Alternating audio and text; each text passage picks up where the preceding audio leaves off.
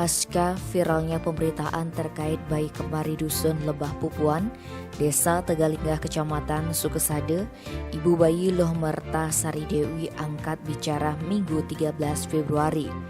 Ia tak tahan bila dituding meninggalkan kedua putranya itu di rumah almarhum suaminya. Perempuan yang akrab disapa Dewi itu mengatakan hubungan dengan suaminya memang telah renggang.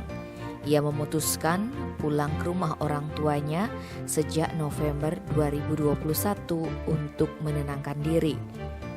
Setelah melahirkan, Dewi menitipkan si kembar kepada suaminya agar sang suami dapat berubah dan mengubah kebiasaan buruknya.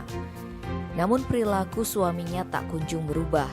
Mengetahui hal itu, Dewi bermaksud mengambil kembali putra kembarnya, akan tetapi niat itu ditolak suaminya. Dewi tak menyerah hingga ia mendengar kabar suaminya meninggal akibat gantung diri pada Kamis 3 Februari lalu. Ia pun datang pada saat kremasi suaminya. Beberapa kali mediasi ia lakukan agar mendapatkan kembali hak asuh anaknya, namun tetap gagal. Pertemuan itu juga disaksikan aparat desa serta Babinsa dari Desa Tegalinggah dan Kiri Emas. Saat ini ia telah memohon bantuan kepada Pusat Pelayanan Terpadu Perlindungan Perempuan dan Anak agar mendapatkan hak asuh anaknya kembali. Apabila usahanya masih tak berhasil, terpaksa ia akan menempuh jalur hukum.